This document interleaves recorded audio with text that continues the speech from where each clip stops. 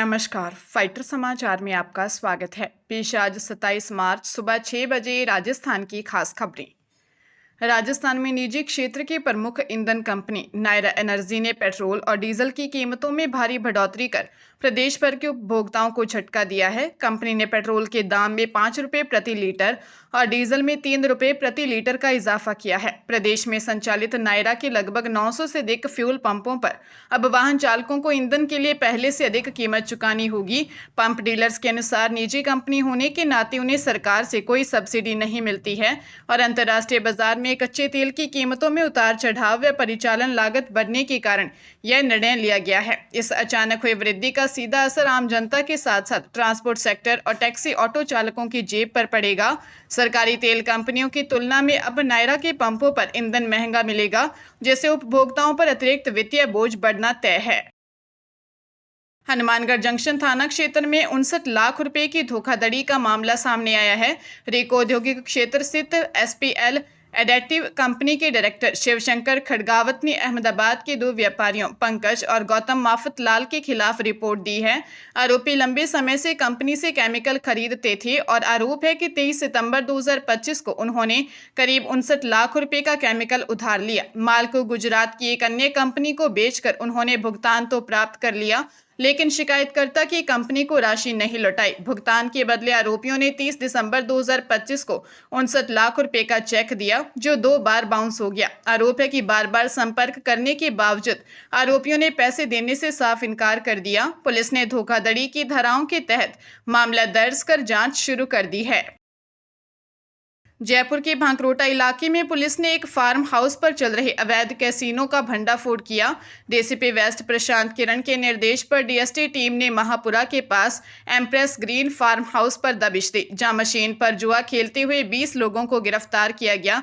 Police ने मौके से 5,82,000 रुपये नकद, कैसीनो मशीन, 27 मोबाइल, 1 लैपटॉप और 6 हुक्के बरामद किए हैं। आरोपियों में से अधिकांश राजस्थान के बाहर के रहने वाले हैं। जांच में सामने आया है कि प्रदीप लालवानी नामक व्यक्ति ने इस फार्म हाउस को किराए पर लेकर कैसीनो का संचालन शुरू किया था, जबकि विकास दुबे ने वहां हुक्के और फ्लेवर की व्यवस्था की थी। जुए के खेल में नकदी कम पड़ने पर आरोपियों ने हवाला के जरिए रुपयों के लेन देन की सुविधा भी कर रखी थी। पुलिस अब इस पूरे नेटवर्क की गहराई से पड़ताल कर रही है। बूंदी जिले के झालीजी का बराना निवासी मटकी बेचने वाले युवक विष्णु कुमार प्रजापत को आयकर विभाग ने करीब 9 करोड़ रुपए का टैक्स जमा करने का नोटिस जारी किया है, जिससे परिवार सदमे में है। नोटिस में विष्णु को 1 महीने के भीतर 8,98,79,260 रुपए चुकाने का निर्देश दिया गया है। जांच में सामने आया कि विष्णु के आधार और पैन कार्ड का दुरुपयोग कर मुंबई के गिरगांव में भूमिका ट्रेडिंग नामक एक फर्जी फर्म पंजीकृत की गई थी, जिसके जरिए वित्तीय वर्ष 2020-21 में करोड़ों रुपए का अवैध लेन देन किया गया। पीड़ित विष्णु ने बताया कि वह इस फर्म या इससे जुड़े किसी व्यक्ति को नहीं जानता। उसने पूर्व में गैंडोली थाने में प्राथमिकी दर्ज करवाई थी, लेकिन पुलिस ने बिना उचित जांच के एफआईआर लगा दी। विष्णु ने एसपी अविनाश शर्मा से गुहार लगाई है। एसपी ने मामले की गंभीरता को देखते हुए अब पुलिस उपाधीक्षक स्तर से जांच करवाने का आश्वासन दिया है।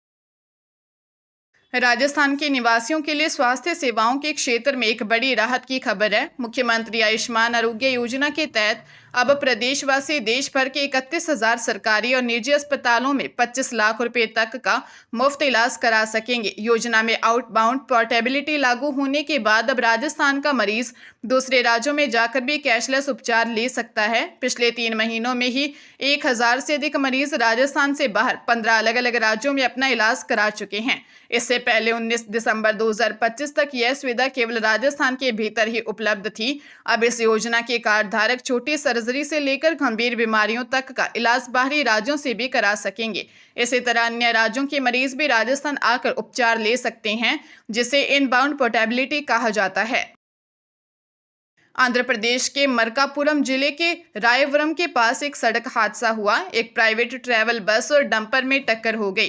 टक्कर लगते ही बस पूरी तरह क्षतिग्रस्त हो गई। बस में सवार 13 यात्रियों की मौत हो गई, जबकि पहले पुलिस की तरफ से पहले 14 मौतों की जानकारी दी गई थी। बाद में सीएम ऑफिस ने मौत के आंकड़े में ऑफिशियल कंफर्मेशन दिया। अधिकारियों ने बताया कि हरिकृष्णा ट्रैवल्स की बस तेलंगाना के निर्मल से नेल्लोर जा रही थी।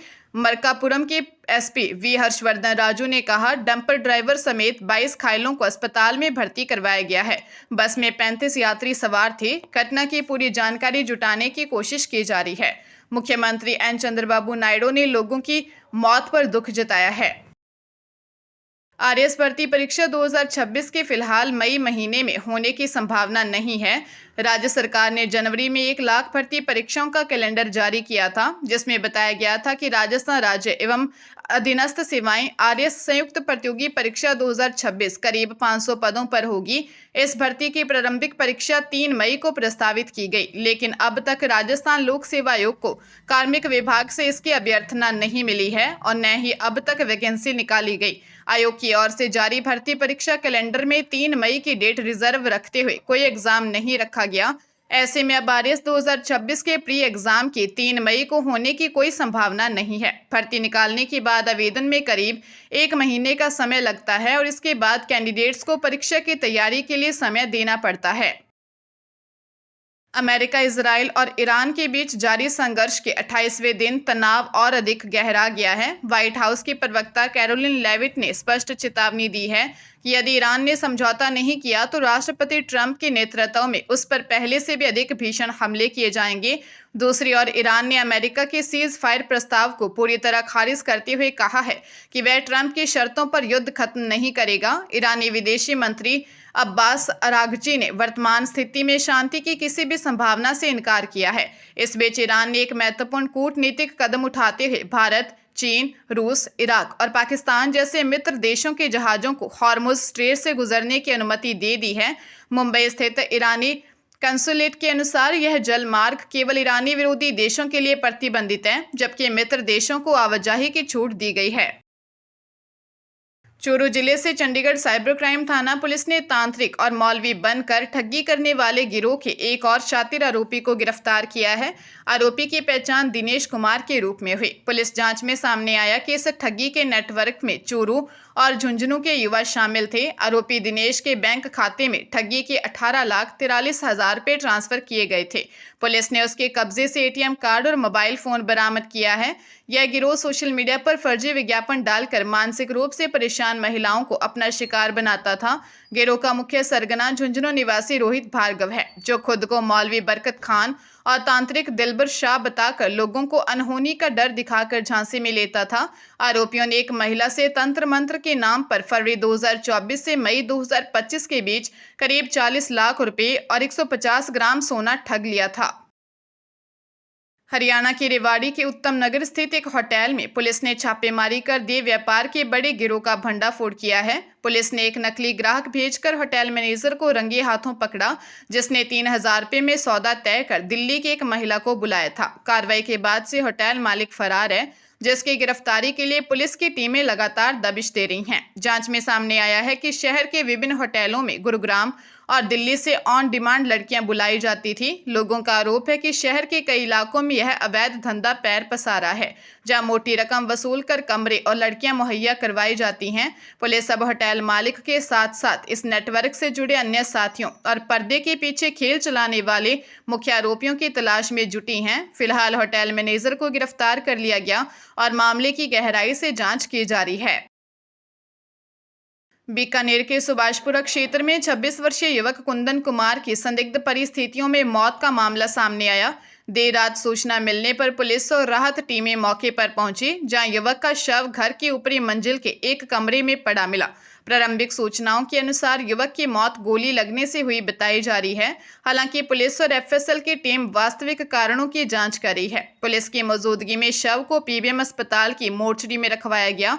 मृतक कुंदन कुमार सुभाषपुरा का ही निवासी था। पुलिस ने मामले की गंभीरता को देखते हुए साक्ष्य जुटाए हैं और घटना के पीछे के कारणों का पता लगाने का प्रयास किया जा रहा है।